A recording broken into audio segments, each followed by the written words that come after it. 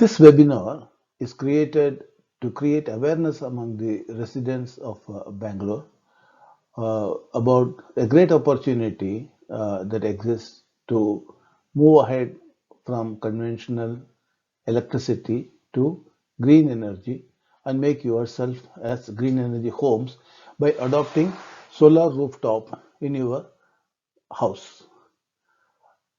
This is a initiative from central government called PM Surya Ghar Yojana, Mufti Bijli Yojana, that provides great incentive through subsidy and also liberal bank loan, which enables every resident to adopt this rapidly and easily. Though the scheme was launched by PM Narendra Modi last year, there have been very few takers in Bangalore. In fact, Karnataka is not even among the first top 5 states in the country who have moved on to solar rooftop.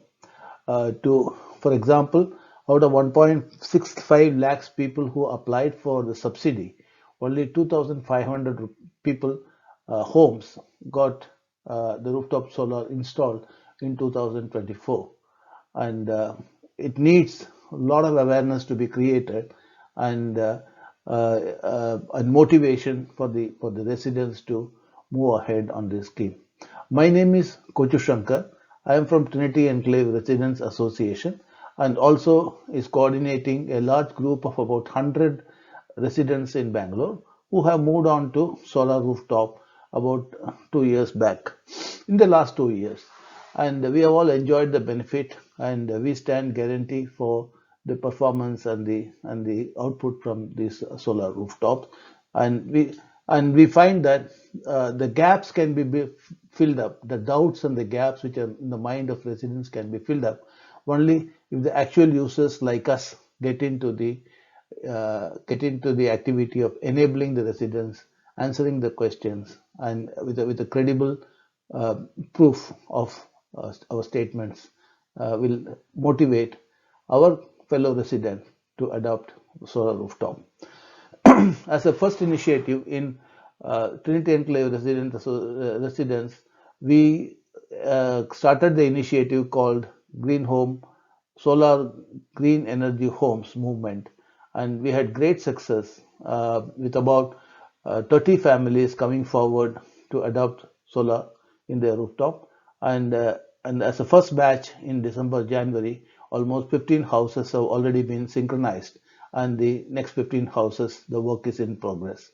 So, taking motivation from that success, I thought we should propagate it among all other layouts through RWAs and work for this noble cause. Let's see the key aspects of it in the following slides.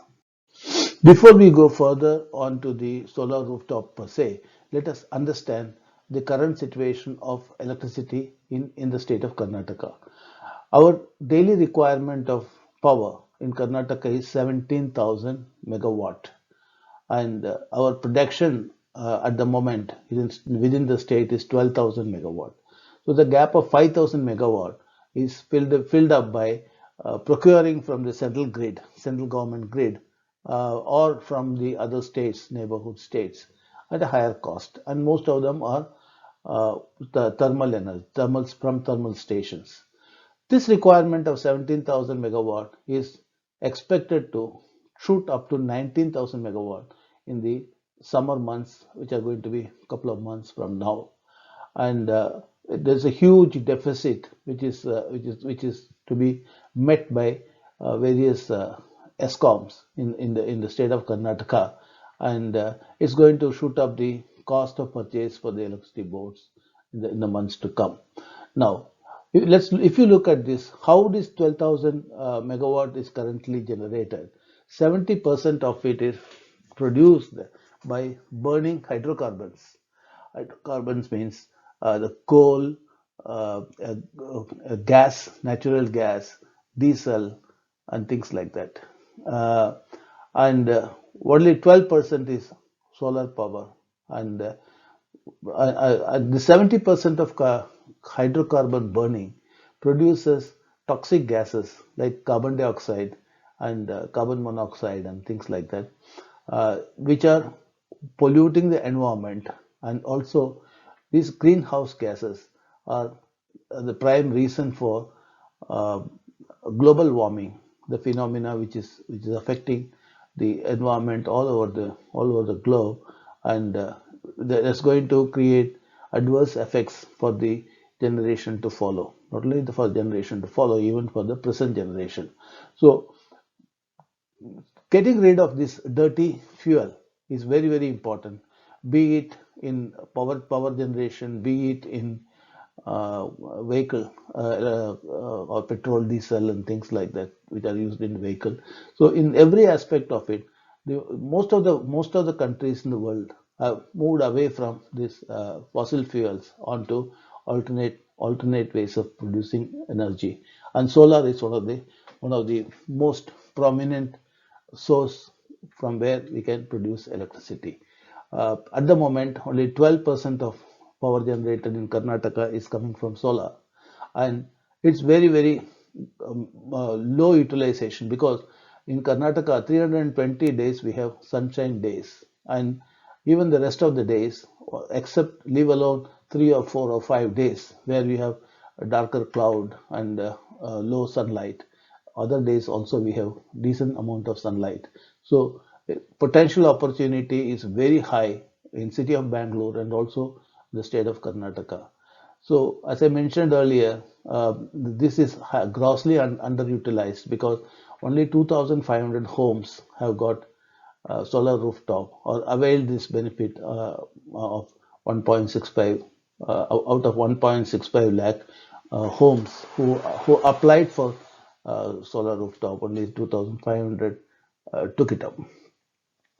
So this is a great opportunity, and both for individual houses and also for apartments to to produce most of their energy requirement through solar. And let's see further onto it. For a quick review on what is that we are talking about, sun is the biggest source of energy in the world. 99% of world's energy comes from the sun.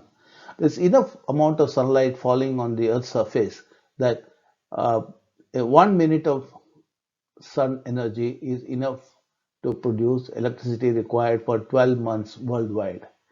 And solar PV or solar photovoltaic cell is the sensor that converts the solar light, that is the sunlight that is falling on it, into electrical energy. And as array of these solar cells put together forms a panel which is called uh, solar panels, and they produce electricity. And these solar panels of different dimensions produce an amount of watts, and we'll see them in detail as we go forward.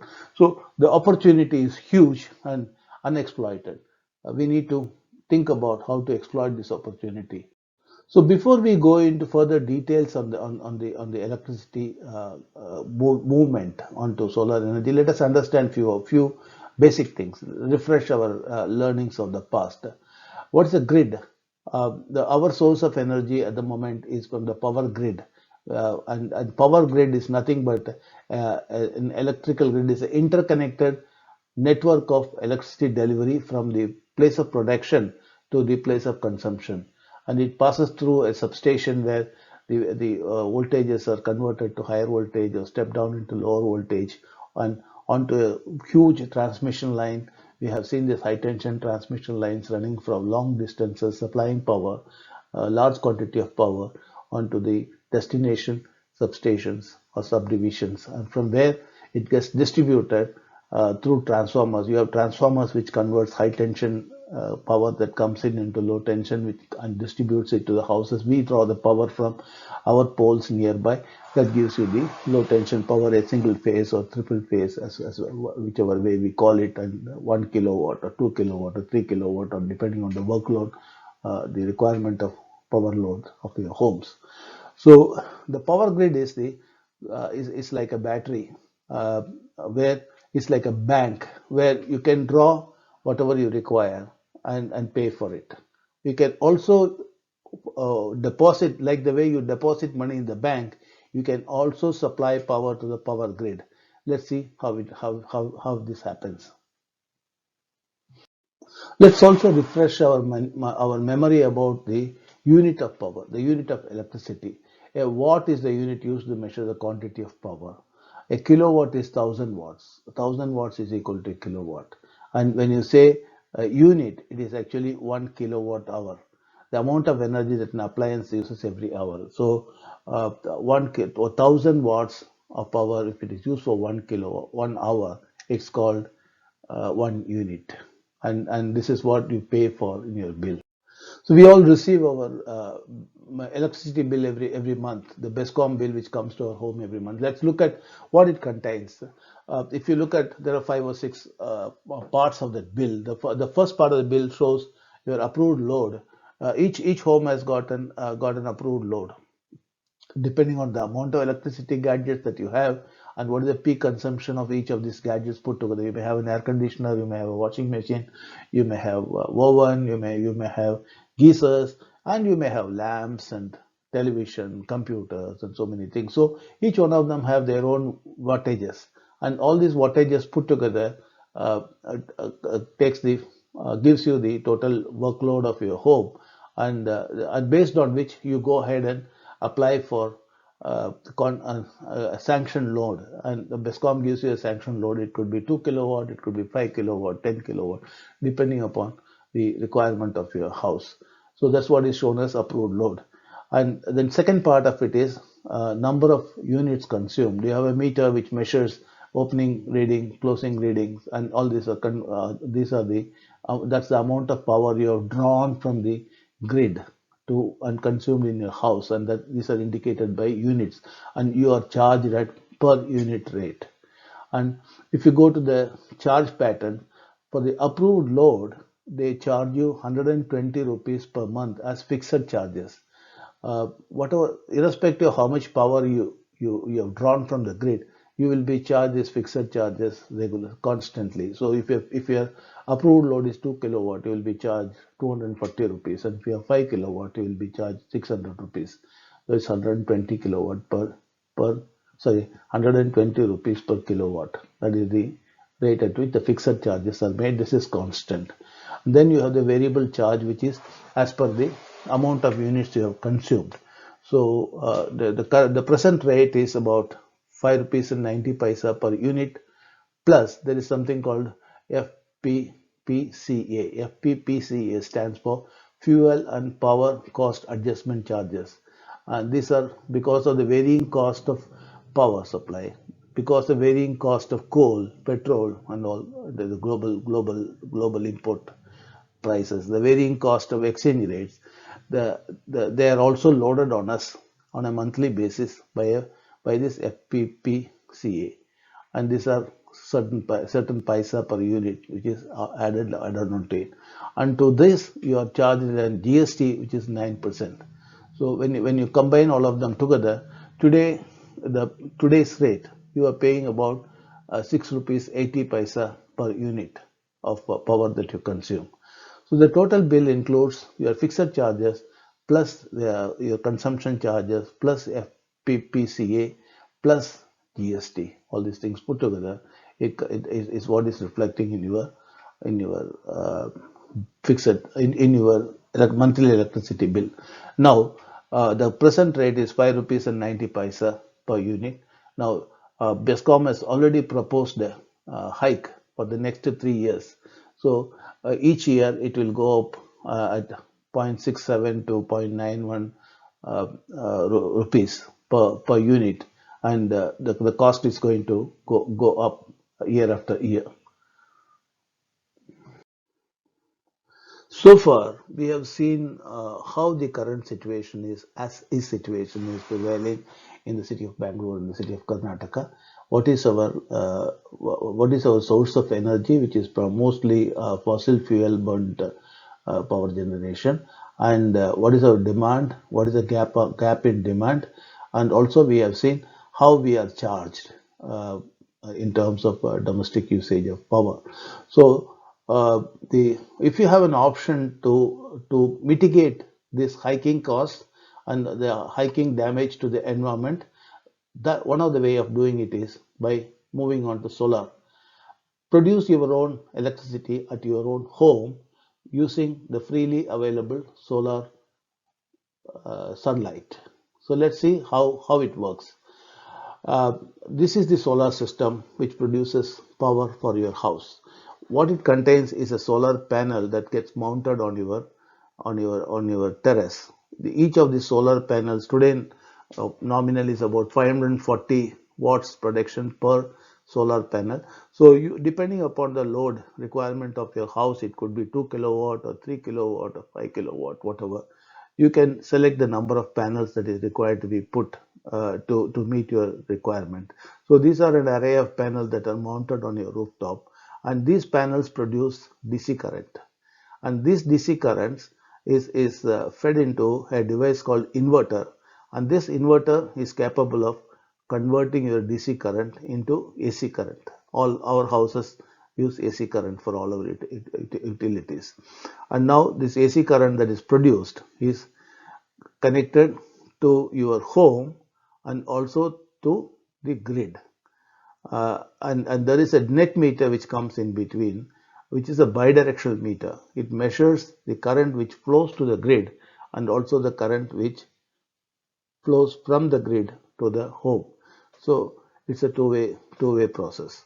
Now, the current that is produced, the solar power that is produced during the daytime is consumed by your house, and whatever is extra produced is getting exported to the grid. And during the night, there is no solar power which is produced. So whatever power you exported, you can draw from the grid into your home. So there is a constant process of import and export that is happening from your solar generation to the grid and from grid to your home. So this is the so what happens is this makes you as a prosumer, not a consumer. At the moment you are a consumer because it's a one way. You are buying power from the grid to your home requirement.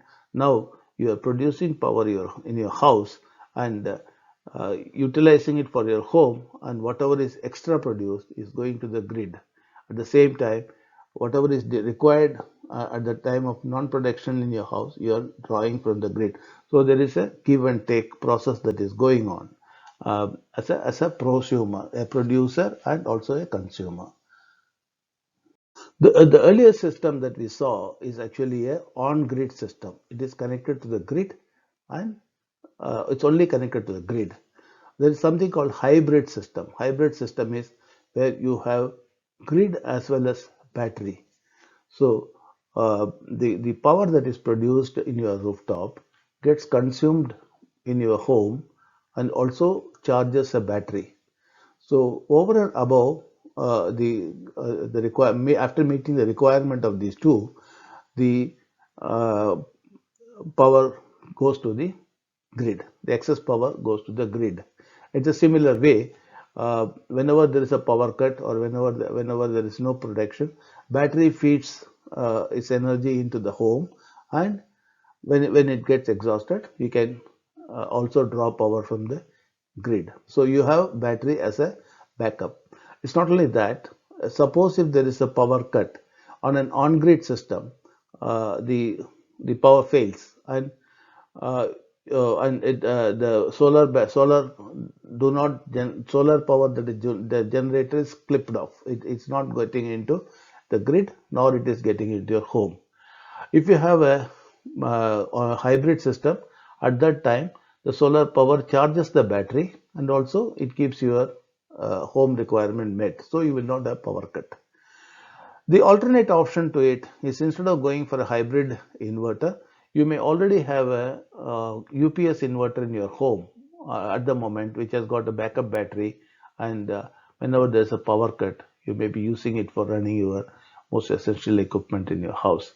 So that can also serve the purpose in on-grid system itself. It works as a load in on-grid system itself.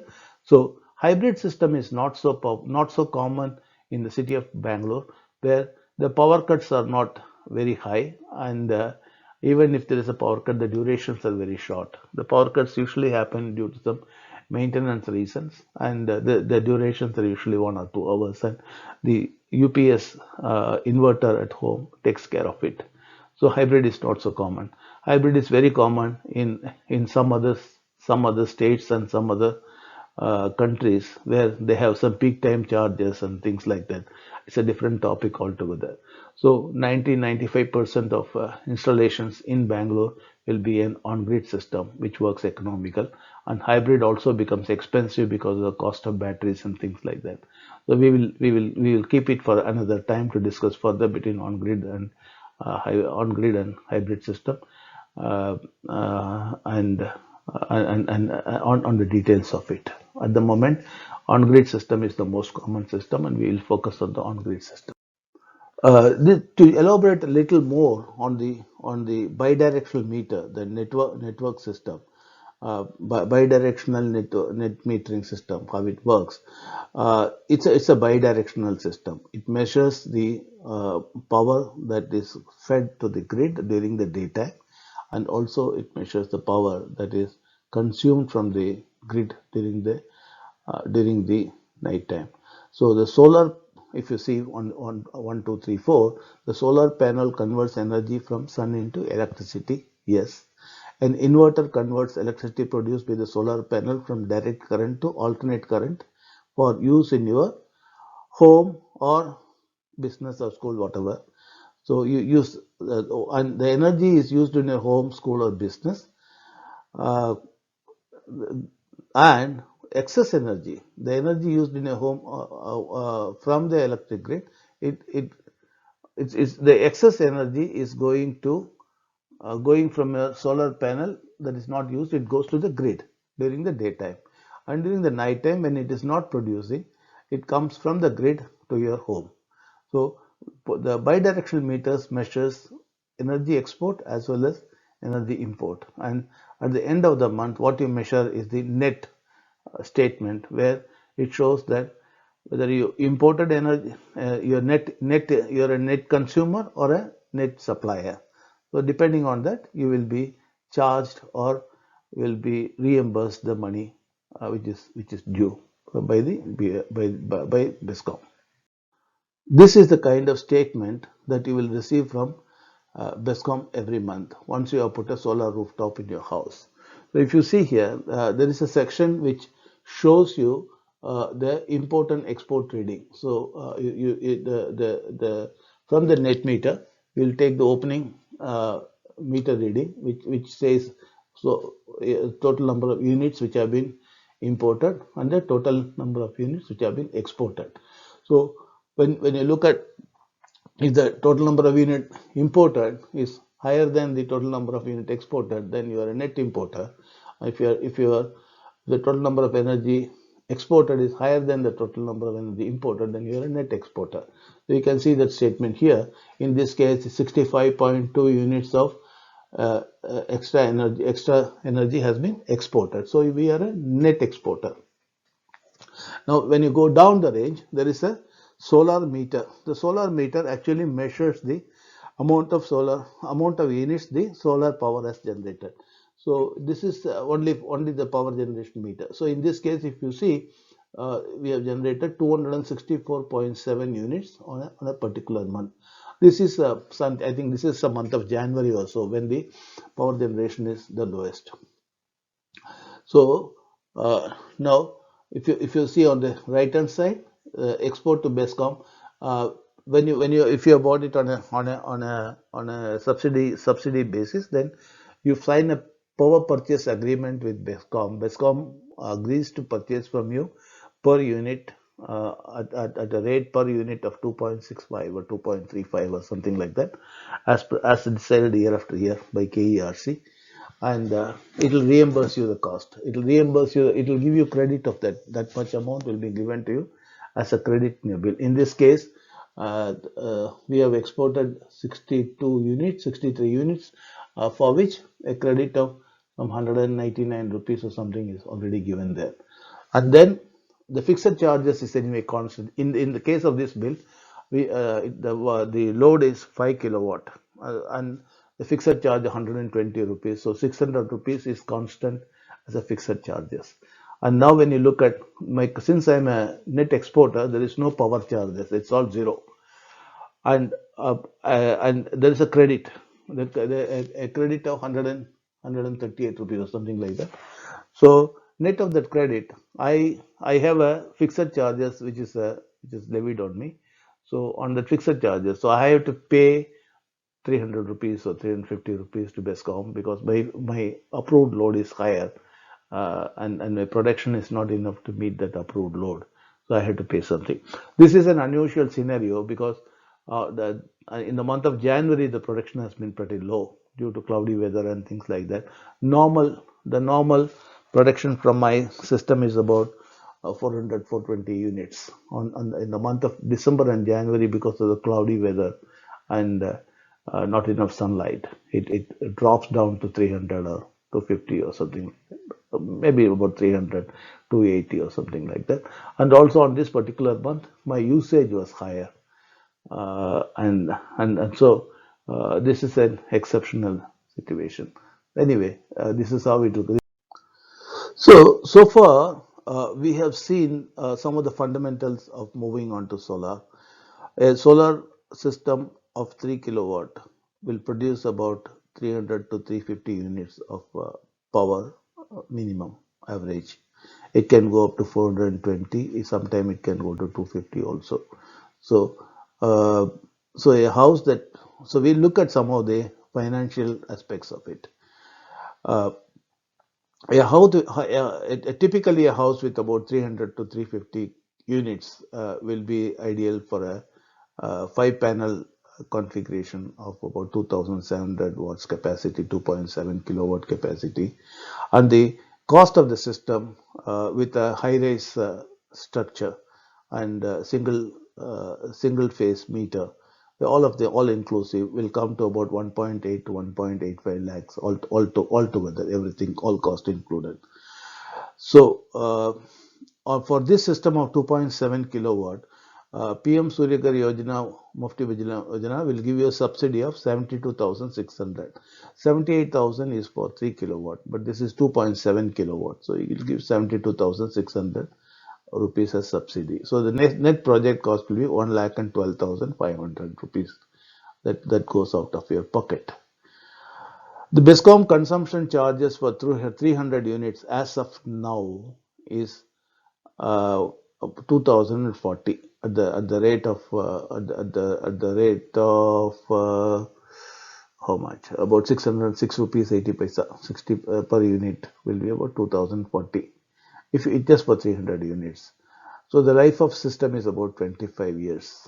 So a simple calculation. If you assume that your minimum savings is 2040 rupees, and the investment will be recovered in about 55 months. This can get shorter because the Bescom tariff is going to go up by almost, including tax, it will be about 1 rupee per year. It will go up. So this recovery time will come down to 40 months or 45 months over a period of time. Now the life of the solar system is 25 years. So after you pay up this money for the next 25 years, it's free electricity. And even the early days, you will be able to save some money because of your consumption variation and things like that. And since it also produces some extra units, you can think about adding a EV or adding some more gadgets, so that you can add an induction stove at home so that you can reduce your LPG consumption cost and things like that.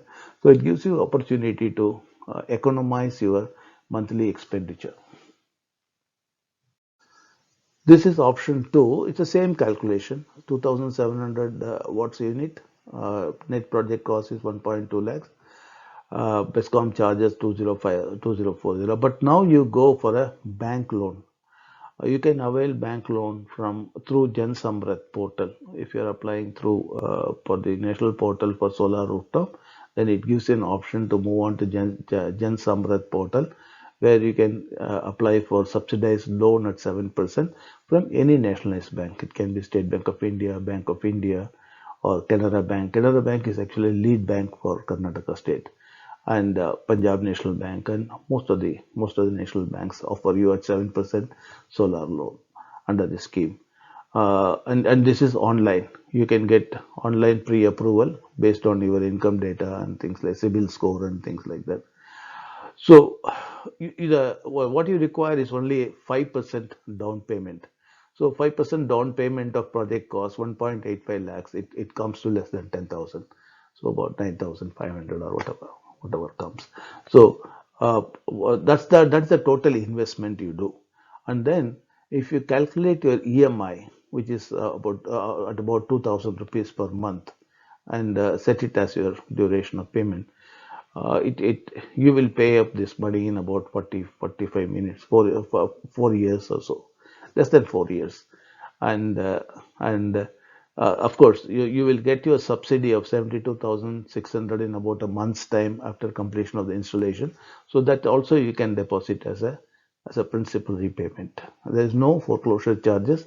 There is no there's no processing fees for this loan. It's a special kind of a loan, and uh, and it's easy process with the bank. You just need to go to your branch and submit some of the documents which are required.